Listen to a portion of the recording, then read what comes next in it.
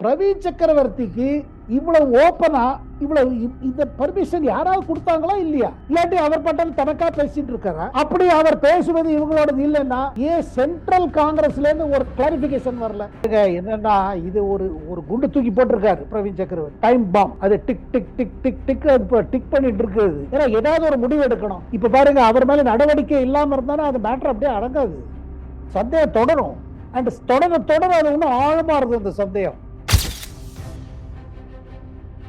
இபிஎஸ்க்கு புது கான்பிடன்ஸ் வந்துருச்சு, நிறைய இடம் சுத்துறாரு. பப்ளிக் கான்டாக்ட்ல பார்க்கும்போது என்னன்னா மக்கள் ஒரு திருப்பம், ஒரு விருப்பம். என்னன்னா மக்களோட விருப்பமே ஒரு திருப்பம், என்ன ஒரு மாற்றம். அந்த இதை அவர் ஃபீல் பண்றாரு. ஏன்னா அவர் இஸ் கிரவுண்ட் அவர் அதை ஃபீல் பண்றாரு. அண்ட் எல்லாரும் அதிமுகவை பார்த்துட்டு இருக்காங்க. அந்த அதிமுகவோட பாஜகவும் இருக்கு.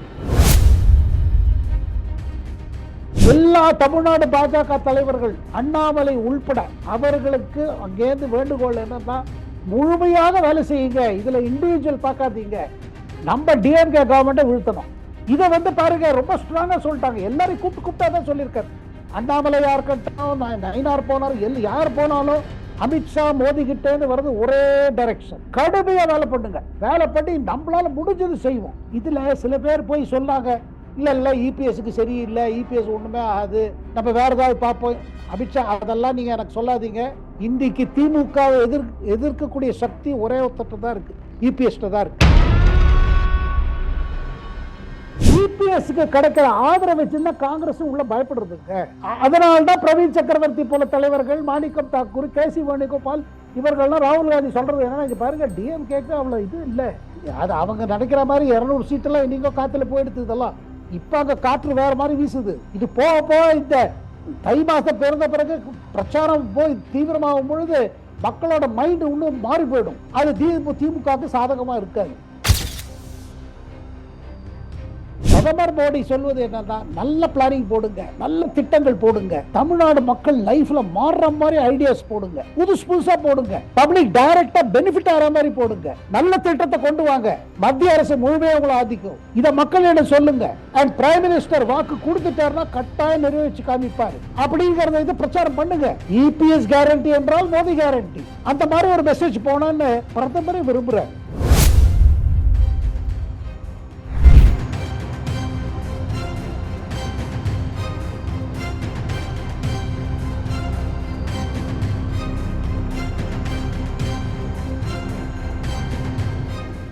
ரியல் ஒன் நண்பர்கள், உறவுகள் அனைவருக்கும் வணக்கம். இன்று நம்மோடு இருப்பவர் மூத்த பத்திரிகையாளர் டெல்லி சேகரையர் அவர்கள். வணக்கம் சார். வணக்கம் சிவா சார், வணக்கம். இந்த பிரவீன் சக்கரவர்த்தி சோசியல் மீடியாவில் தெரிவித்தது, உத்தரப்பிரதேசத்தை விட தமிழகம் அதிக கடன் வாங்கி இருக்கிறது அப்படின்னு தெரிவித்த தகவலுக்கு பிறகுதான் விடுதலை சிறுத்தைகள் கட்சி, மதிமுக, சிபிஐ, சிபிஎம் பொறுத்த வரைக்கும் காங்கிரஸ் கட்சி குறித்த விமர்சனங்களை கடுமையாக முன்வச்சாங்க. செல்வ பெருந்தகை, மாணிக்கம் தாக்கூர் போன்றவர்களை பொறுத்த வரைக்கும் இது உட்கட்சி விவகாரம், இந்த உட்கட்சி விவகாரத்தை பேசாதீங்க. இப்ப செல்வ பெருந்தகை செய்தியாளர்கள் சந்திக்கும் போது கூட இந்த விவகாரத்தை நாங்க தலைமையிட்ட சொல்லிட்டோம், தலைமைதான் முடிவெடுக்கும். சோ நீங்க தோழமை கட்சிகள் யாருமே இந்த விஷயத்துல தலையை நுழைக்காதீங்க, மூக்கை நுழைக்காதீங்க, தலையிடாதீங்க அப்படிங்கிற கருத்துக்களை முன்வைக்கிறாங்க. இந்த பிரவீன் சக்கரவர்த்தியுடைய இந்த சோசியல் மீடியா பதிவு கூட்டணியில பிளவை ஏற்படுத்துமா சார்? இல்ல, கூட்டணியில ஒரு சந்தேகத்தை ஏற்படுத்திடுச்சு. காங்கிரஸ் என்ன செய்ய போறது, காங்கிரஸ் என்ன செய்ய போறது. இப்ப காங்கிரஸ் விஜயோட போற மாதிரி ஒரு சூழ்நிலை உருவாக்கூடும்னு தோணும் போது இப்ப இடதுசாரி கட்சிகளும் யோசிக்கிறாங்க, அப்ப என்ன நம்ம ஒண்டிங்க இருந்துருவோமா, நமக்கு என்ன ஆகும். இப்ப திருமாவளவன் பாருங்க, அவரு ஒரு டயத்துல காங்கிரஸ், அவர் எப்போதுமே முன்னே ஒரு டயத்துல ராகுல் காந்தி நடுவில் சந்திச்சுட்டு இருந்தாரு. அவரே நடுவில் சொல்லியிருக்காரு, டிஎம்கேக்கு போன தரம் மாதிரி செல்வாக்கு இல்ல, நம்ம ஆல்டர்னேட்டிவ் யோசிக்கணும்லாம் கூட ஒரு தடவை சொல்லியிருக்காரு. இப்ப முழுமையா திமுகவோட இருக்காரு, ஸ்டாலின் எல்லாம் சந்திச்ச பிறகு. இப்ப இவர் பிரவீன் சக்கரவர்த்தியை தாக்குறது காரணம் கூட டிஎம்கே தலைமையில இருந்து அவரை சொல்லுன்னு சொல்லியிருக்காங்க, நீங்களும் கொஞ்சம் பிரஷர் போடுங்க, காங்கிரஸ் ஒரு ஸ்டாண்ட் எடுக்கணும்னு. காங்கிரஸ் இப்படியே கடைசி வரையில் கன்ஃபியூஸ் பண்ணக்கூடாது. ஏன்னா பிரவீன் சக்கரவர்த்திக்கு இவ்வளவு ஓப்பனா இவ்வளவு இந்த பர்மிஷன் யாராவது கொடுத்தாங்களா இல்லையா? இல்லாட்டி அவர் பட்டம் தனக்கா பேசிட்டு இருக்காரா? அப்படி அவர் பேசுவது இவங்களோட இல்லைன்னா ஏன் சென்ட்ரல் காங்கிரஸ்ல இருந்து ஒரு கிளாரிபிகேஷன் வரல? கிரீஷ் கேட்டவங்கிட்ட சொல்றாரு, கிரீஷ் சோடங்கர் காங்கிரஸ் இன்சார்ஜா இருக்கிற தமிழ்நாட்டுக்கு, யார் கேட்டாலும் சொல்றதுக்கு பாருங்க அது அவர் தனி கருத்து, அவர் தனி கருத்து. ஆனா அவர் தனி கருத்துன்னு சொன்னது யாரும் நம்ப மாட்டேங்கிறாங்க. ஏன்னா பிரவீன் சக்கரவர்த்தி கிட்டக்க அவருக்கு ராகுல் காந்திக்கு என்னன்னா இது ஒரு ஒரு குண்டு தூக்கி போட்டிருக்காரு பிரவீன் சக்கரவர்த்தி, டைம் பாம். அது tick tick tick tick tick tick பண்ணிட்டு இருக்குது. ஏன்னா ஏதாவது ஒரு முடிவு எடுக்கணும். இப்ப பாருங்க அவர் மேல நடவடிக்கை இல்லாம இருந்தாலும் அது மேட்டர் அப்படியே அடங்காது, சந்தேகம் தொடரும். அண்ட் தொடர தொடர அது இன்னும் ஆழமா இருக்கு அந்த சந்தேகம். மேற்கு வங்கத்தை பொறுத்த வரைக்கும் அரசியல் களம் பற்றி எரிந்து கொண்டிருக்கிறது அப்படின்னு சொல்லலாம். அமித்ஷா அவர்களை பொறுத்த வரைக்கும் மேற்கு வங்கத்துல தீவிரமாக களத்துல இறங்கி செயல்பட்டு இருக்காங்க. மம்தா பானர்ஜியை பொறுத்த வரைக்கும் சகுனியின் சீடரான துச்சாதனன் தகவலை திரட்ட மேற்கு வங்கத்துல வந்திருக்காங்க அப்படின்னு சொல்லி அமித்ஷா குறித்த கருத்துக்களை முன் வச்சிருக்காங்க. மேற்கு வங்க அரசியல் கள அப்டேட் என்ன சார் இப்போ நடந்துட்டு இருக்கு? இல்லைங்க, இந்த எஸ்ஐஆர் நடந்த பிறகு, ஸ்பெஷல் இன்டென்சிவ் ரிவிஷன் எஸ்ஐஆருக்கு பிறகு மமதா கொஞ்சம் நடுங்கி போயிட்டாங்க. ஏன்னா அவங்க தொகுதியிலேயே ஒரு 44,000 பேர் வெட்டுப்பட்டு, அதிகமாக வெட்டுப்பட்டவங்க யாரு பாத்தீங்கன்னா யாரு மறைந்து போனவங்க, டெட். ஆனா அந்த பேரெல்லாம் ரொம்ப ஆக்டிவா இருந்தது. அது அவங்க ஓட்டு விழுந்துட்டே இருந்திருக்கு. இதுல எல்லாரும் கிண்டலா கூட பேசுவாங்க மேற்கு வங்காளத்துல. அவங்க செத்து போன தாத்தா பாட்டிகள்லாம் 5 வருடத்துக்கு ஒரு தரம் ஓட்டு வண்டி போட்டு போயிடுறாங்கன்னு ஒரு ஒரு கேலி, ஒரு காமெடியா சொல்லுவாங்க. அதுல என்னங்க, அதாவது 2011க்கு முன்பாக இடதுசாரி கட்சிகள் ஆட்சியில் இருந்த பொழுது, இந்த 2011 சட்டசபை தேர்தலில் தான் மமதா ஜெயிச்சு வந்தாங்க. திரிணாமுலோட ஒரு புது பிகினிங் ஆரம்பிச்சிச்சு, புதுசா.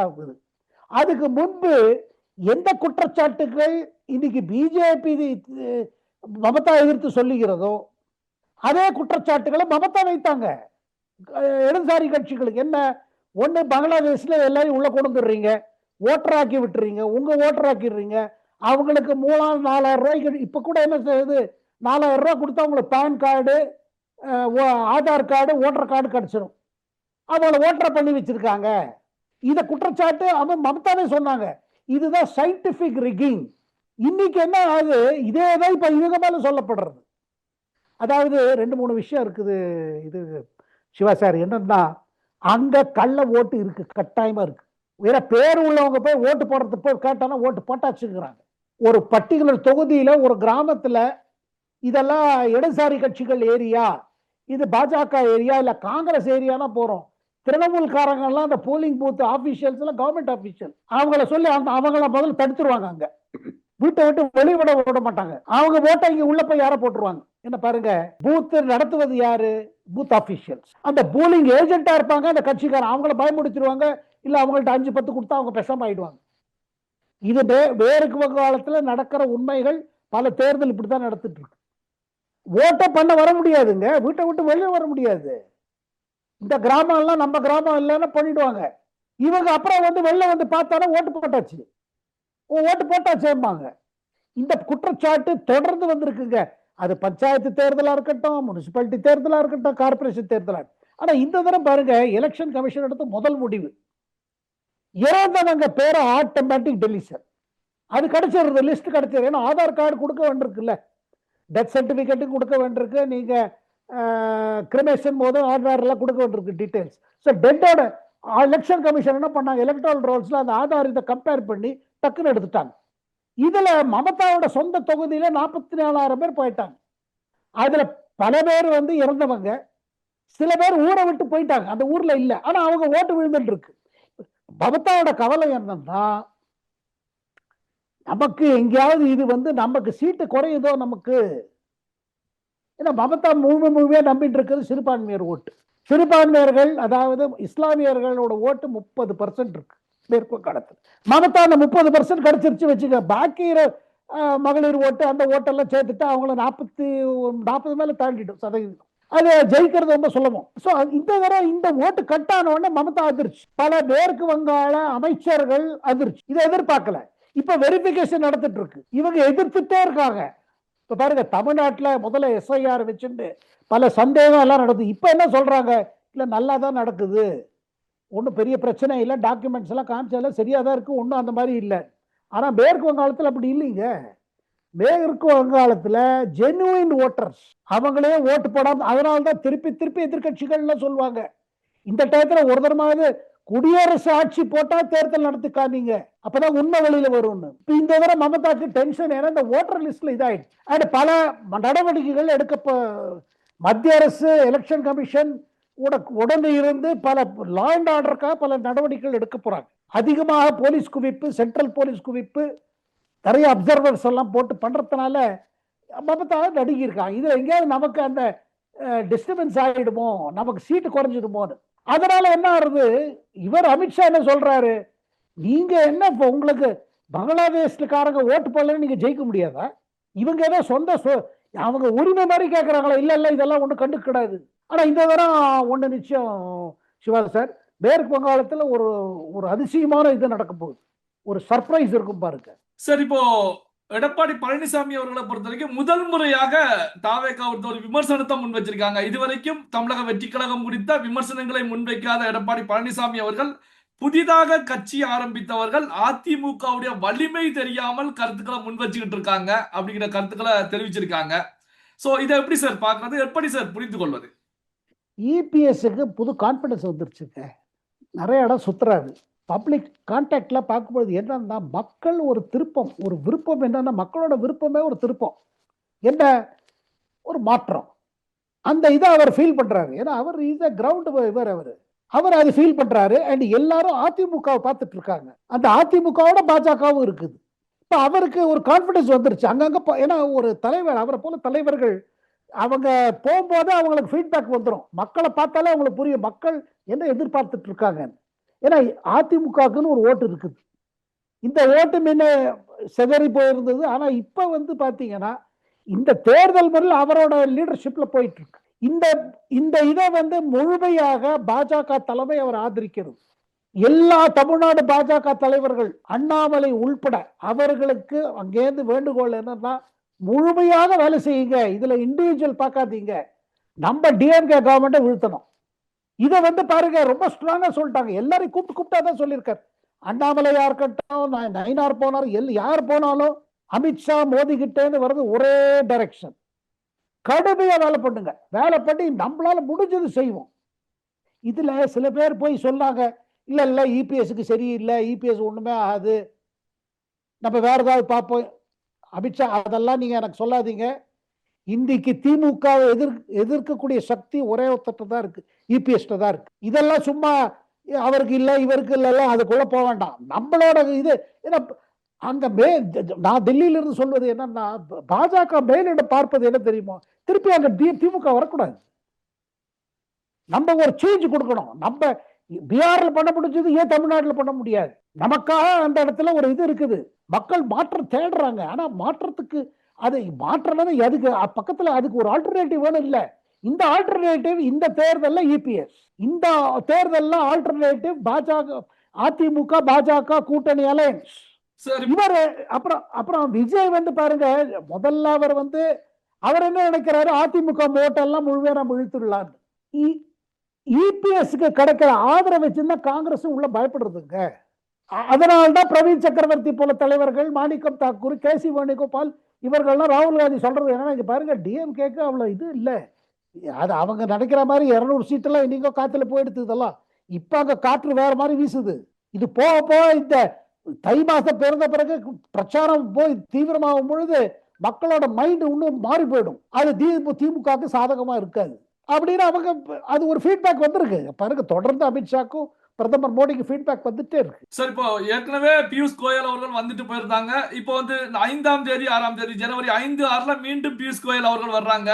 அதன் பிறகு அமித்ஷா அவர்கள் வர போறாங்க அப்படிங்கிற தகவல்களும் வந்துகிட்டே இருக்கு. இப்படியான சூழ்நிலையில தான் இப்போ அதிமுக மத்தியில பாஜக ஆட்சியில இருக்கிறதுனால பல்வேறு திட்டங்கள் குறித்த அறிவிப்புகளை வெளியிடுவாங்க. அதற்கான அனுமதி டெல்லி பாஜக கொடுக்கப்பட்டிருக்க அப்படிங்கிற செய்திகள் எல்லாம் வந்துட்டு இருக்கேன் சார். இதை எப்படி பாக்குறீங்க சார்? இல்ல, அதாவது என்ன ஃபார்முலா சொல்றாங்கன்னா, பாஜக தரப்புலன்னு சொல்வது என்னன்னா, எப்படி பீகார்லயும் சரி, இதுக்கு முன்னாடி ஹரியானால, மகாராஷ்டிரால நீங்க என்ன வாக்குறுதிகள் கொடுக்க போறீங்களோ உங்க தேர்தல் பத்திரிகை மூலமாக, மேனிஃபெஸ்டோல, அதுக்கு பின்னாடி மத்திய அரசும் பிரதமர் மோடி இருக்காருங்கிறத மெசேஜ் ஆரம்பிங்க. உங்க ஸ்டேட் லெவல்ல இபிஎஸ் தலைமை, ஆனா சென்ட்ரல் லெவல்ல மத்திய அரசு முழுமையாக உங்க பின்னாடி இருக்குது. இதை நீங்க கொடுக்கிற வாக்குறுதிகளை எல்லாத்தையும் நிறைவேற்றி காமிக்கும். ஒரு மாற்றத்தை கட்டாயம் கொண்டு வரும். அதுக்கு பிரதமர் மோடி இஸ் கமிட்டட். அவர் கமிட்மெண்ட் இருக்குதுங்கிறத காமிக்கணுங்கிறத இது பாஜக தரப்புல சொல்றாங்க. பாருங்க, மோடிக்குன்னு தனி நல்ல பேர் இருக்குது தமிழ்நாட்டுல, அதனால அதையும் உபயோகப்படுத்துங்க, அவர் பேரை நிறைய சொல்லுங்க. அவர் தீவிரமா தமிழ்நாட்டுல கேம்பெயின் பண்ண போறாரு. இப்ப சொன்னீங்கன்னா இன்னும் கொஞ்சம் உங்களுக்கு வந்து ஜோஷ் வரும். இதுதான் அவங்க சொல்றாங்க. நீங்க நல்ல எப்படி இல்லை, இங்க பாருங்க, 1000 ரூபாய் கொடுப்பேன்னு சொல்லி இவங்க போன தடவை ஜெயிச்சாங்க. இதுவரையில் 1000 ரூபாய் மகளே எத்தனை பேர் கிடைச்சிருக்குன்னா 100 கோடி 13 லட்சம் பேர் கிடைச்சிருக்கு. எல்லாருக்கும் கிடைக்கல. பல வாக்குறுதிகள் முழுமையாக நிறைவேறப்படவில்லை. இது திமுக தலைமையும் ஒத்துக்கிறாங்க, தலைவர்களும் ஒத்துக்கிறாங்க. இல்ல இல்ல நமக்கு சென்ட்ரல் ஃபண்ட்ஸ் கொடுக்கல அப்படி இப்படின்னு அப்படியே அவங்க எக்ஸ்கியூஸ் தேடுறாங்க, தல்சாப் தேடுறாங்க. ஆனா பிரதமர் மோடி சொல்வது என்னன்னா, நல்ல பிளானிங் போடுங்க, நல்ல திட்டங்கள் போடுங்க, தமிழ்நாடு மக்கள் லைஃப்ல மாறுற மாதிரி ஐடியாஸ் போடுங்க, புதுசு புதுசா போடுங்க, பப்ளிக் டைரக்டா பெனிஃபிட் ஆகிற மாதிரி போடுங்க, நல்ல திட்டத்தை கொண்டு வாங்க, மத்திய அரசு முழுமையாக உங்களை ஆதிக்கும், இதை மக்களிடம் சொல்லுங்க. அண்ட் பிரைம் மினிஸ்டர் வாக்கு கொடுத்துட்டாருன்னா கட்டாயம் நிறைவேற்றி காமிப்பாரு அப்படிங்கறத இது பிரச்சாரம் பண்ணுங்க. அதனால தான் பாருங்க, எல்லா இடத்துலயும் மகாராஷ்டிராலையும் சரி, ஹரியானாலும் சரி, அதுக்கு முன்பாக மத்திய பிரதேஷ், சத்தீஸ்கர், ராஜஸ்தான்ல அவர் திருப்பி திருப்பி அவர் என்ன சொன்னார், மோடி கேரண்டி, இபிஎஸ் கேரண்டி என்றால் மோடி கேரண்டி, அந்த மாதிரி ஒரு மெசேஜ் போனான்னு பிரதமரே விரும்புறாரு. பல்வேறு முக்கியமான தகவல்கள், செய்திகளை நம்முடைய உறவுகளுடன் பகிர்ந்து கொண்டதற்கு நன்றி சார். நன்றி, வணக்கம்.